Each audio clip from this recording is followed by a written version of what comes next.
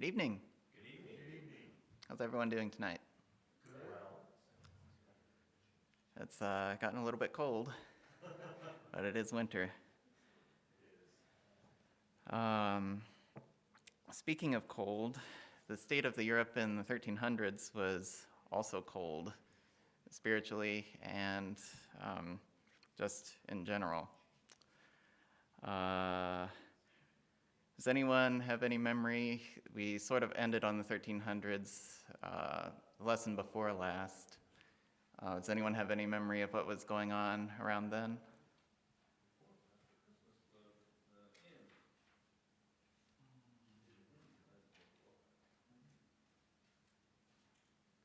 There was a lot of... Sorry? The lesson before last? Or the lesson before... Actually, it would have been 2 lessons ago because... That was we did Christmas songs. Yes. The lesson before the Christmas songs. Back in November, it would have been. Oh, yes. There were, somewhere around then, there were 3 popes. Yes. And we discussed the infighting. Yes, so there were 3 popes at the same time, and there was a lot of conflict between church and state. And then the Crusades weren't going too well either.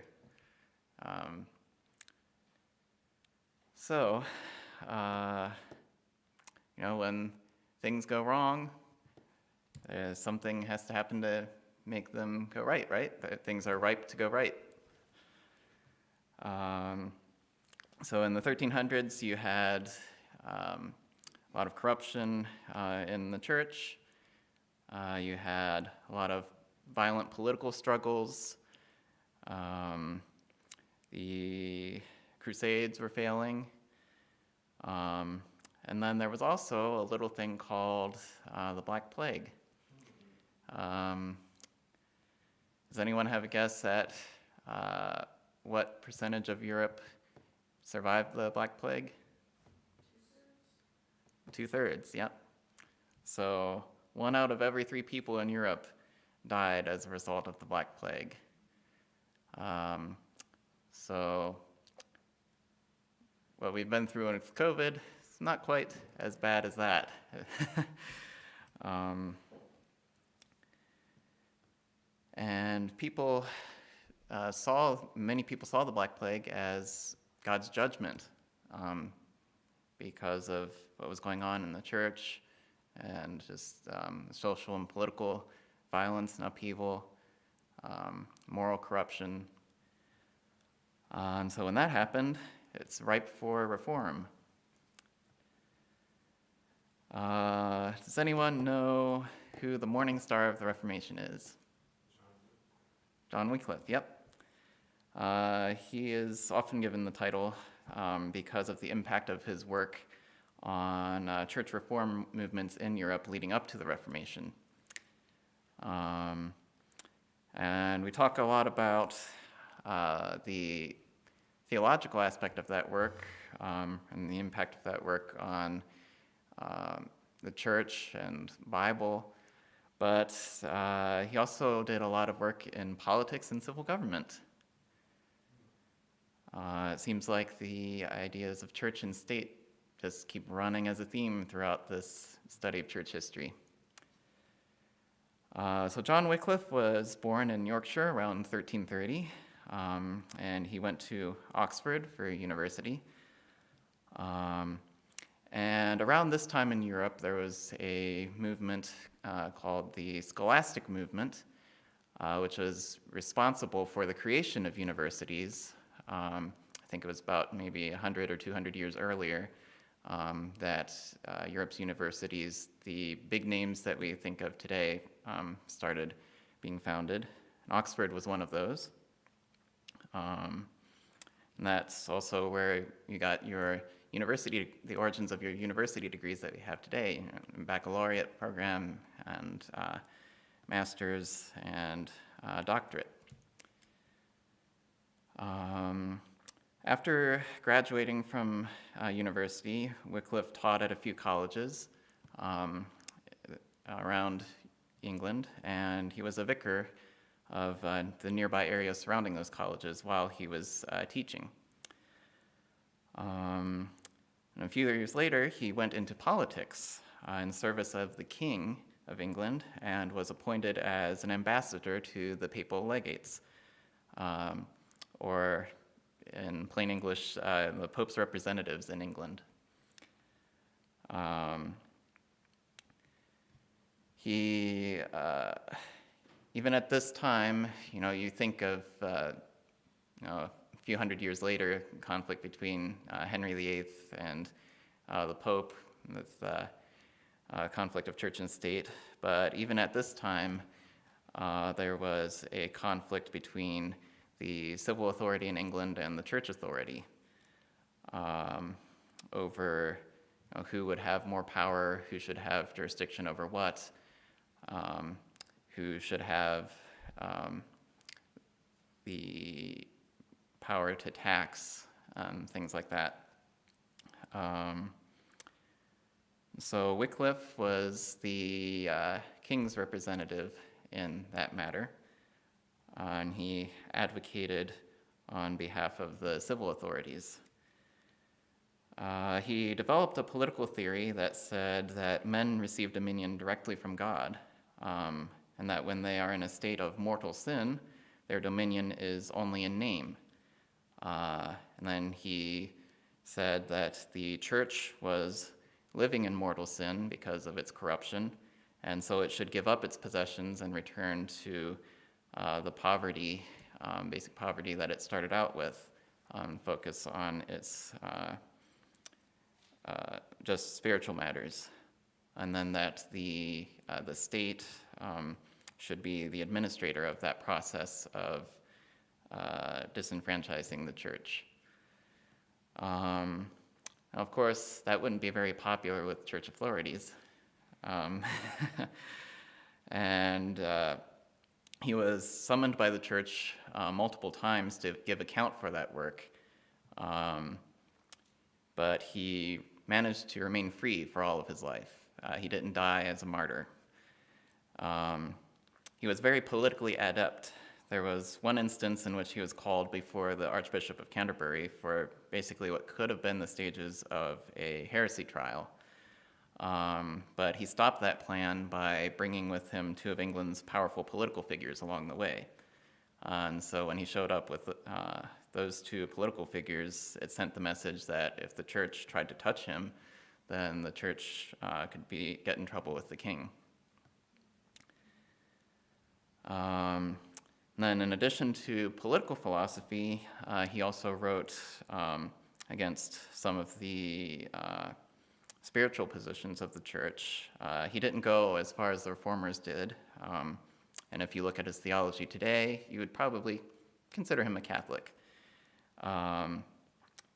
which is why we don't see the Reformation starting at this point. One big issue that he wrote against, however, was the doctrine of transubstantiation, the idea that the bread and wine and the sacrament of the Mass turn literally into the body and blood of Jesus. And this was a relatively new doctrine at the time. It was only about 100 or 200 years.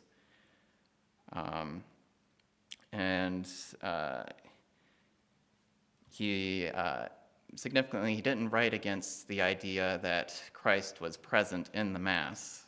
He still believed that as a Catholic, but he wrote against the idea that the elements of the Mass turned literally into Jesus' body and blood.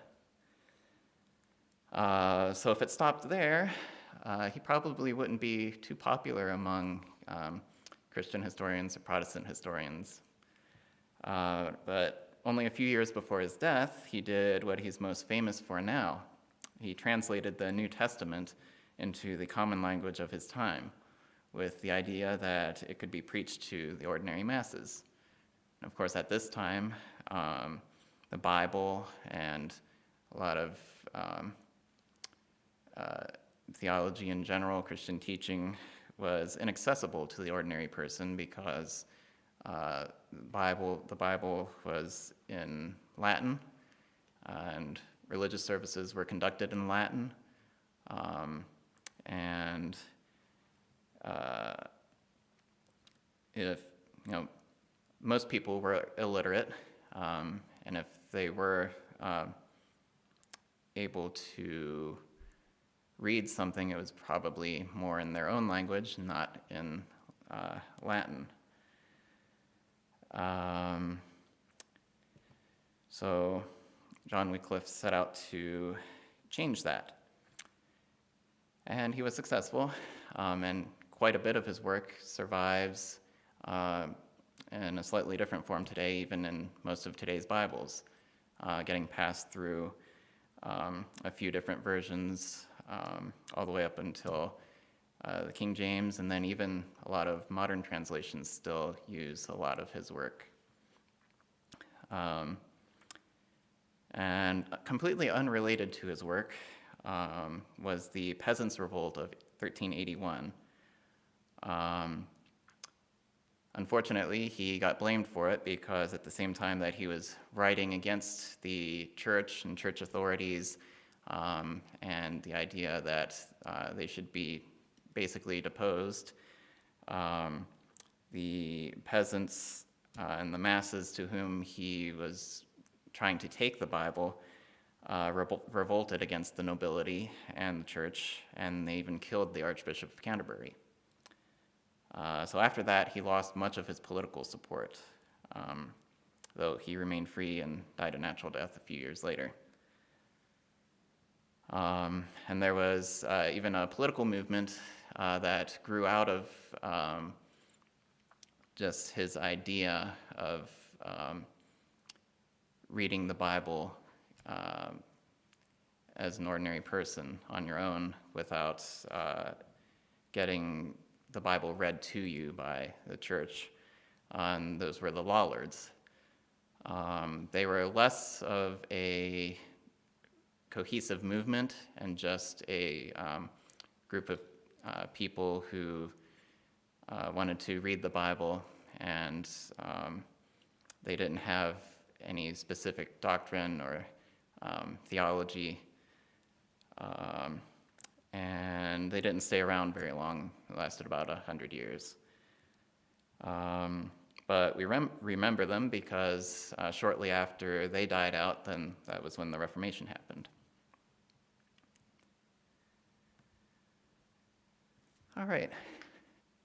That's the first person I'm talking about. Any thoughts? Questions? Yes? With John Wycliffe, you mentioned the Peasants' Revolt. He did not lead that. No. It happened during. It happened during his time. It coincidentally happened at the same time that he was advocating bringing the Bible to the masses. He was. And of course, even though he himself wasn't a peasant, he was a scholar. His sympathies lay with the ordinary people, and that was very clear. So the authorities connected him with it. So who won? Who won? The Peasants' Revolt. Well, the peasants didn't win. Unless, I guess it depends on what your definition of winning is. They did get to show their frustration, and they toppled a few figures in authority, but then those figures were just replaced with other figures in the same authority. So what was the impetus for starting the colleges? I know it was like 100 years before, but not to put it in the spot, but was there something particular that spawned, I mean, to make this leap, a couple hundred years before, most people are illiterate, no school, nothing, and now all of a sudden we're university trained? Is there something that spearheaded that, or that was the cause for that? Okay, so the question is, what caused what brought about the scholastic movement? foundation of universities and things like that. You've heard of the Dark Ages, right? And we tend to refer to that more because it's just a period of time that we don't know much about, rather than because it was necessarily dark. But coming out of that time, there was an interest in reviving the classical culture that had founded the West, Rome and the Greeks. Thomas Aquinas was part of that. You may have heard of him. There was a lot of effort in the church to sort of harmonize church teachings with the classical understandings of the world and philosophy. And also, before this time,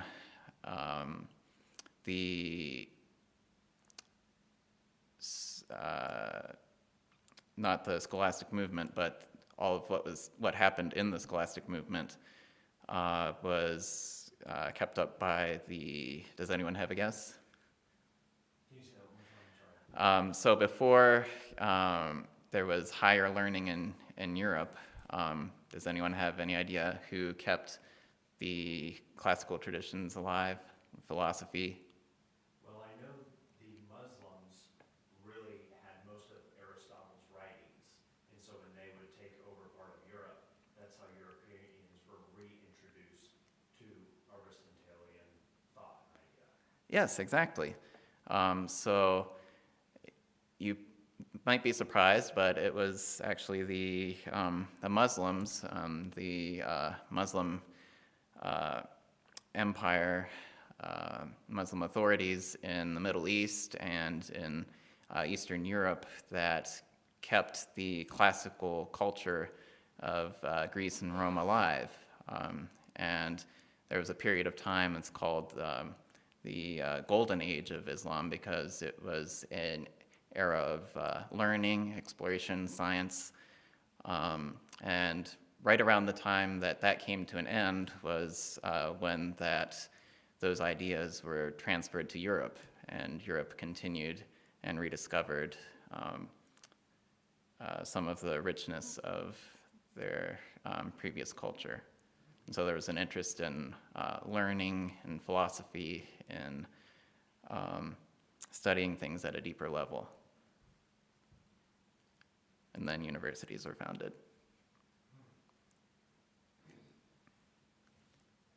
It's a good thing the Crusades weren't going well. Yes. In the late 1300s, Geoffrey Chaucer writes the Canterbury Tales, first English novel.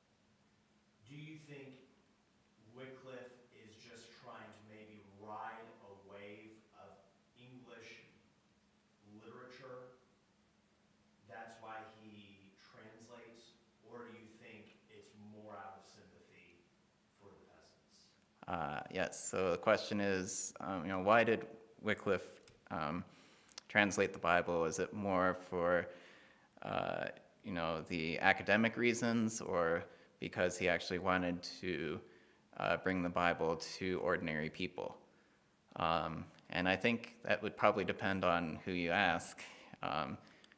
A secular historian views him a bit differently than church historians usually. And I think it might have been a little bit of both, as he was a scholar himself, but he also studied the Bible for himself. And then maybe a third part in between that is how politics played into it.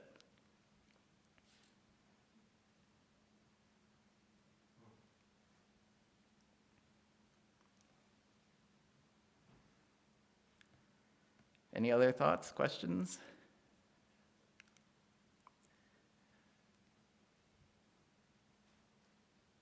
Last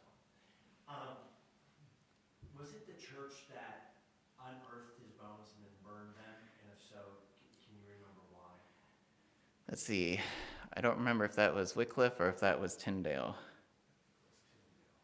Well, Tyndale, I think they burned at the stake. So that was already. Okay, then it was probably Wycliffe. Yes.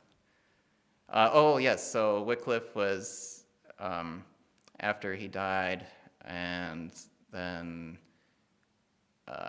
he had also lost some of his political power or political support. That support really waned afterwards, and especially with the Peasants' Revolt and then the Law Lords. A lot of the Law Lords were so there's a sort of a dual aspect to the Law Lords. They took the Bible in their own hands, but then a lot of them, or people who took on the name of Law Lords, sought to cause civil unrest against the authorities. And so as a result of his association with the Law Lords, that's why he was his body, his bones were exhumed and then burned.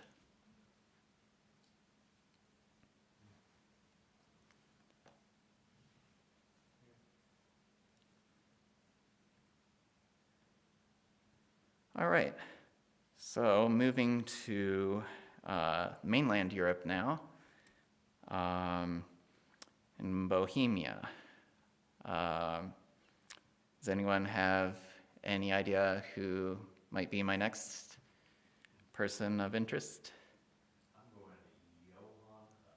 Yes, or as the anglicization of his name is John Huss.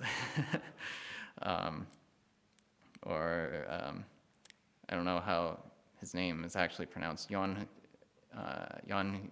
Hus or something like that. So he was another pre-reformer. He was born in, I can't pronounce the name of this place, Husinc, Bohemia, around 1370. And does anyone remember the mention of the Holy Roman Empire? Can anyone tell me what the Holy Roman Empire was? It was neither holy nor Roman, as you put it. Yes, according to Voltaire, he summarized it very well. The Holy Roman Empire was neither holy nor Roman.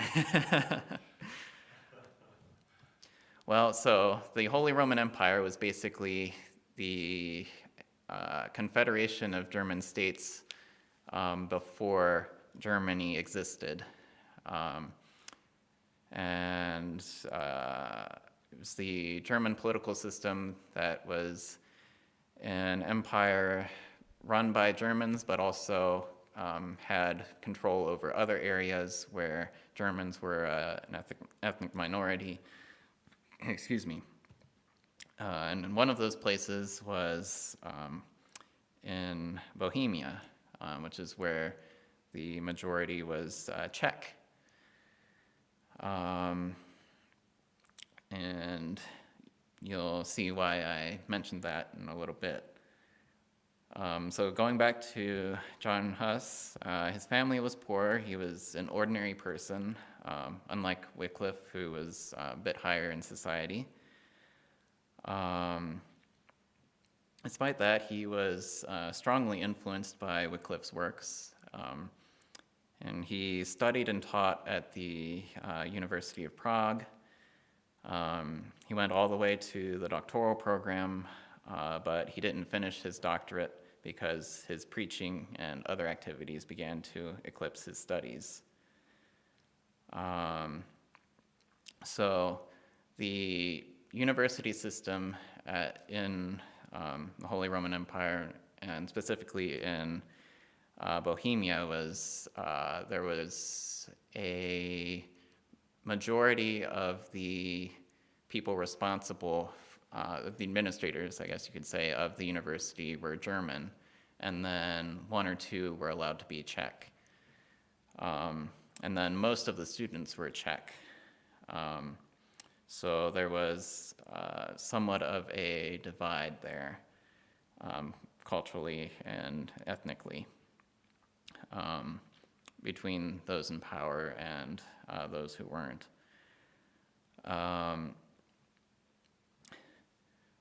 And so a lot of Wycliffe's writings against the church and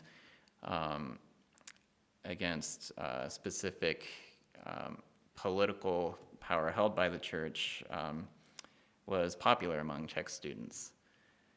And they were drawn to his writings because they identified with them more, both as ordinary people who wanted to study things for themselves without being lorded over by their German professors, but also because they saw it as going against the church, or at least the powers that be. In 1402, Huss was put in charge of Bethlehem Chapel at Prague, where sermons were preached in Czech rather than in Latin. And if you remember, I said earlier that religious services were conducted in Latin. So the Bible and religion in general wasn't accessible to the ordinary person. And that was actually part of what Huss wrote against, the lack of access for the ordinary person. And once again, he was a pre-reformer. He didn't have quite the same ideas as reformers, didn't go as far as reformers. If you would look at his theology today, we might still consider him Catholic. But he wrote against the Mass in a different part of the Mass. So there was the cup, of course, which is Jesus' blood, and then the bread, which is Jesus' body. And there was a practice developed a little bit before this time where there was a withholding of part of the sacrament. And so the ordinary people were given the bread, but not the wine, because it wasn't seen as worthy of them. And so John Huss wrote against that, and he also wrote against indulgences.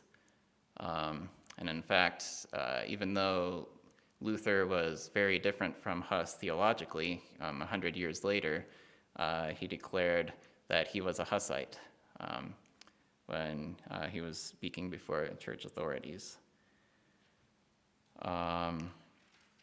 So Huss, he taught to ordinary people in Czech language.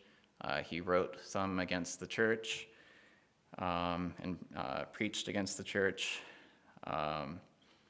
And he also had some conflict with the German authorities at the university.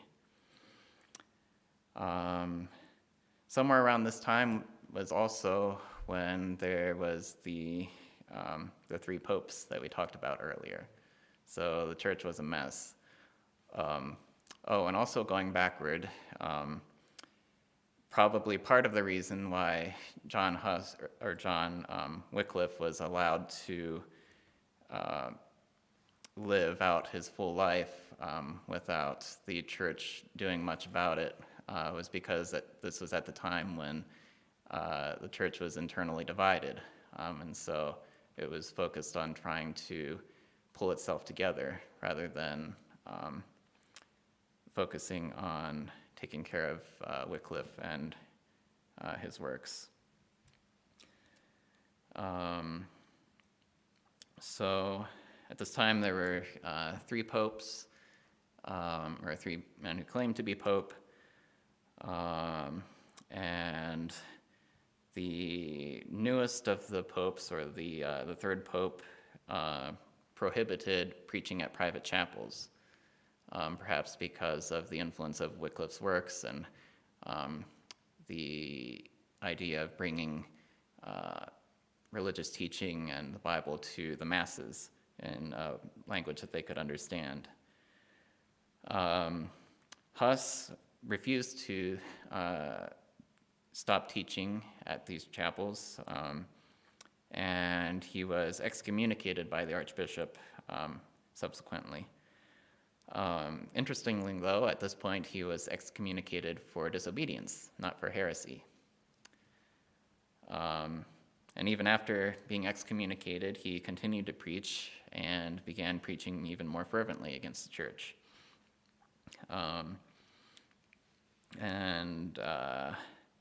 At some point, he must have been restored back, because then he got excommunicated a second time, and this time for heresy. He had the support of the Czech king against the bishop for a while, and so he was able to stay in his position at the University of Prague and still teaching at Bethlehem Chapel. But then the king died, and he lost that backing. After the king died, he continued teaching in Prague for a little while and then decided to leave the city and start moving around to different places throughout Bohemia. Maybe you could see him as a circuit riding preacher or a traveling evangelist. Not quite the same, but he did travel around the country preaching, taking his preaching to ordinary people. And of course, his popularity was continuing to grow among the Czechs. And the church and the German authorities, the Holy Roman authorities, weren't happy about that. And then there was a thing called the Council of Constance. Has anyone heard of the Council of Constance? What happened at the Council of Constance? Okay, so the Council of Constance was where the papal schism was finally resolved, and where you finally had one pope again through a bunch of political agreements and things like that. But that was also where Huss met his end. So Huss was summoned to go before the council, and he was promised what was called a safe conduct pass. And a safe conduct pass was basically a writing from the civil authority, the emperor or the king or some other person who had the authority to give such a pass, promising that you, if you came to the council where you were summoned, you would be allowed to go there safely, and you would be allowed to speak for yourself, and then whatever happened there, you would be allowed to leave safely without being arrested or killed or whatever. So a safe conduct pass was offered to Huss, but he didn't wait for the actual paper to arrive to where he was before he left for the council. And when the paper did arrive, it was actually a lot less strong than he had been told. It only gave him safe conduct to the council and didn't say anything about what he could do while he was there. So when he arrived there, he was basically only allowed to respond yes or no to, is this your teaching, do you recant? And he said no, or he didn't recant, and the result was he was executed.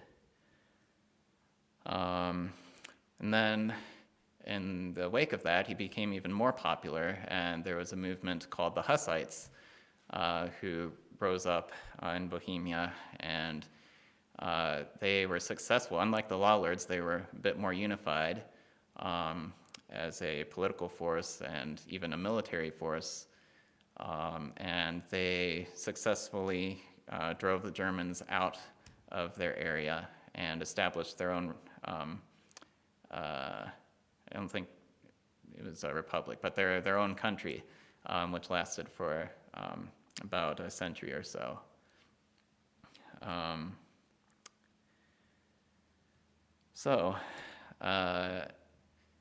You still see the play of church and state, and one affecting the other.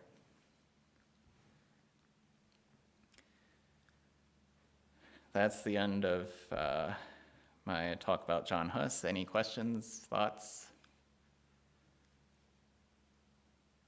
I know a little bit less about him than I do about John Wycliffe. You mentioned Martin Luther saying that he was a Hussite at Yes. one point. Why did he say that? Like, what was specific about his beliefs that would have made him claim that? I don't remember exactly, but I think Martin Luther said he was a Hussite. It had something to do with the authority of the church, his stance on the authority of the church. Did you say it was the indulgences? And the indulgences, yes. Okay. His preaching against indulgences.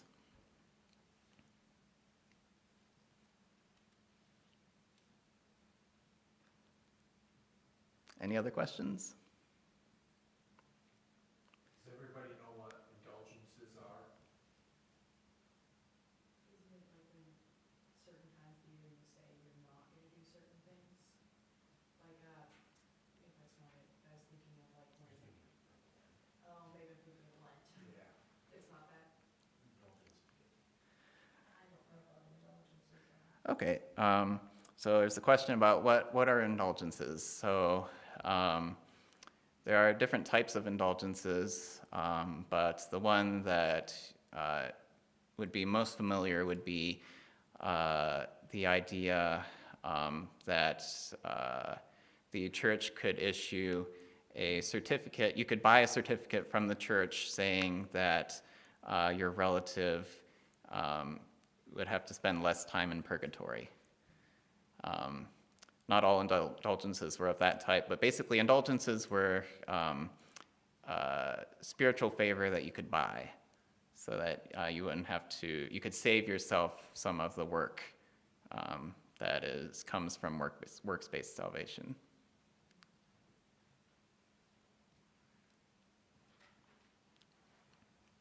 Good question. All right, so the last person I'm going to talk about tonight, if the battery on my computer lasts, is William Tyndale. And here finally we enter the Reformation period. William Tyndale was born in 1490 near Gloucestershire.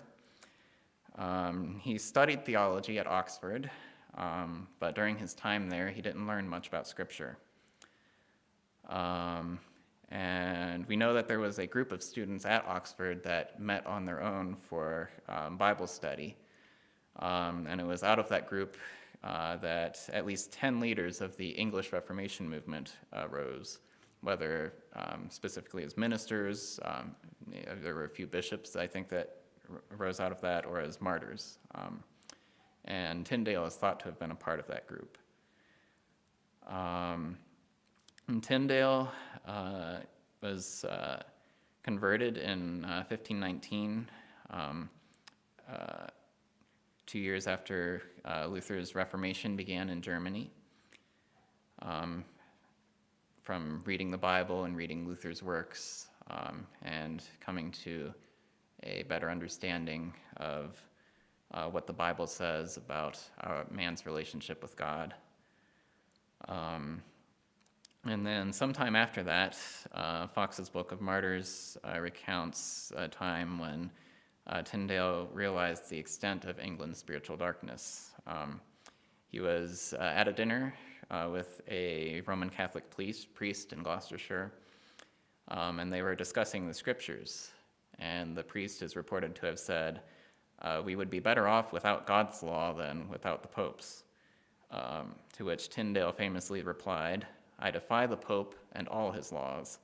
If God spared my life, if God spare my life ere many years, I will cause a boy that drives the plow to more know Scripture than thou." And so, whether or not that conversation happened exactly as it is recorded, it was around this time that Tyndale set out to translate the entire Bible into English. This was also during the time of King Henry VIII. What do you know about King Henry VIII? Wives, Yes, he had many wives, and he didn't like the church's position on him liking many wives. and he didn't like the church's position on him liking many wives. Yes, or having many wives. So he started another church that liked his many wives. So he started another church that liked his many wives. Yes. And so he split England from the Pope and the Roman Church, and basically started off his own church. What many people don't realize, though it shouldn't be much of a surprise, given the character of the man, Henry VIII, he started a church that was in the Reformation, but he was not a reformer. In fact, except in being basically replacing the Pope with himself, or except in splitting with the Catholic Church, he was very much still Catholic himself. And the only thing was that he, instead of being the Pope being the authority over him, he was now in the Pope's position. And so under Henry VIII's rule, it was illegal for a common person to possess a Bible. It was illegal to read the Bible, and it was certainly illegal to translate the Bible into English. In this time period, Tyndale sought approval from the Archbishop to translate the Bible into English, and he used the guise of a scholastic endeavor. Sort of like our question earlier, did Wycliffe translate the Bible because he wanted it in common people's hands or because he thought it was something scholarly to do? Well, here, Tyndale used the scholarly endeavor as a sort of front or a cover to translate the Bible. But the Archbishop saw through that and denied Tyndale's request. Of course, Tyndale didn't let that stop him. He couldn't translate the Bible in England, but not long afterwards, he moved to Germany and started working on translating the Bible there.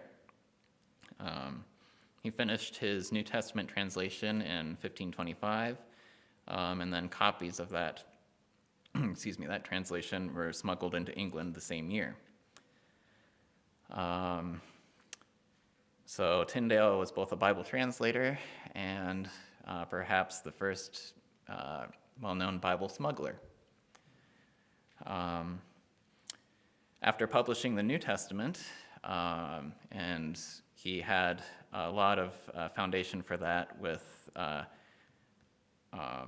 Wycliffe's translation of the New Testament, he then started to work on the Old Testament.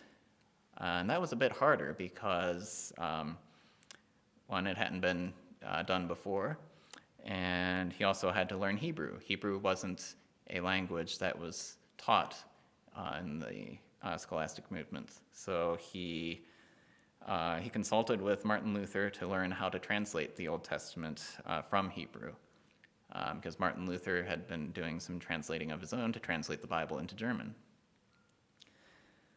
And Tyndale continued his translation and smuggling work until 1536, when he was betrayed and captured by an agent working for the English authorities who had been posing as a smuggler. And he was subsequently condemned for heresy and put to death. There was a brief period, though, when he was in prison, and even there, he continued writing and working on the English Old Testament. He even requested a Hebrew dictionary while he was in captivity so that he could continue translating.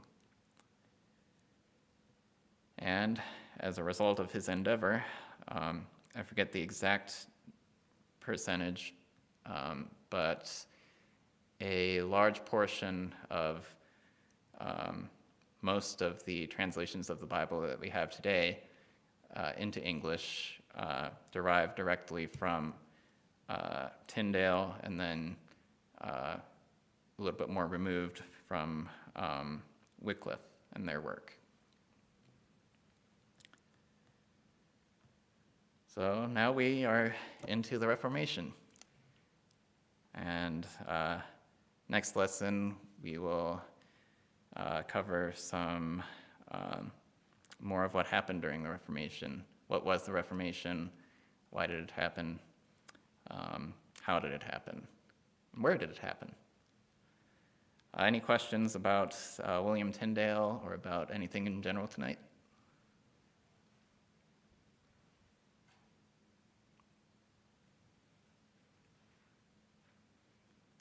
All right. Well, thank you.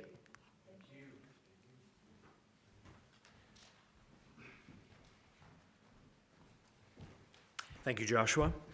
Looking now at our prayer and praise bulletin just on that front page, going over our theme, Called to be Saints, and then the upcoming events, February 12th, Strategic Sunday, the AIM service, of course, and then the Super Bowl Fellowship in the evening.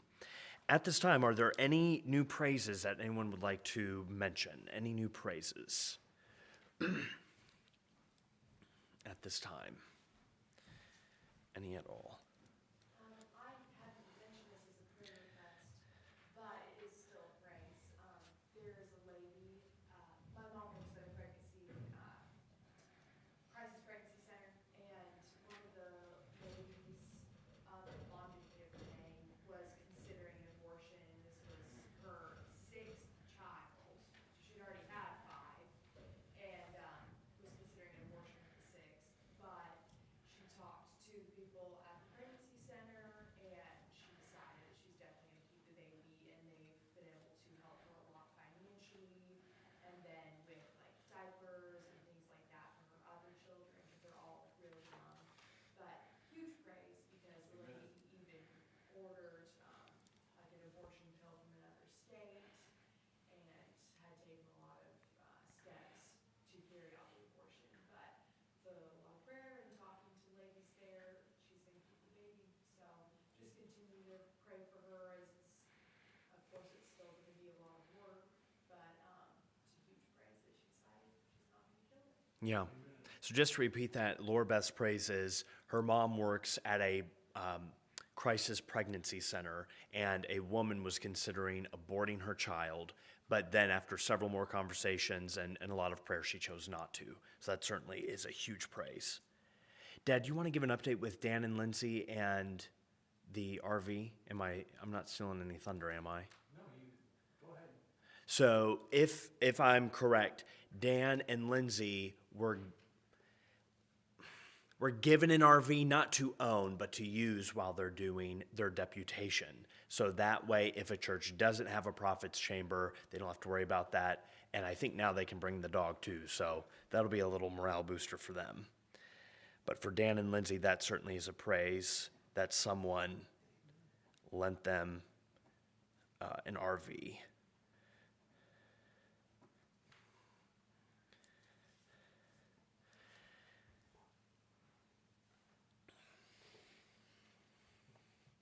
Any other praises? Yes, Mrs. Wolf.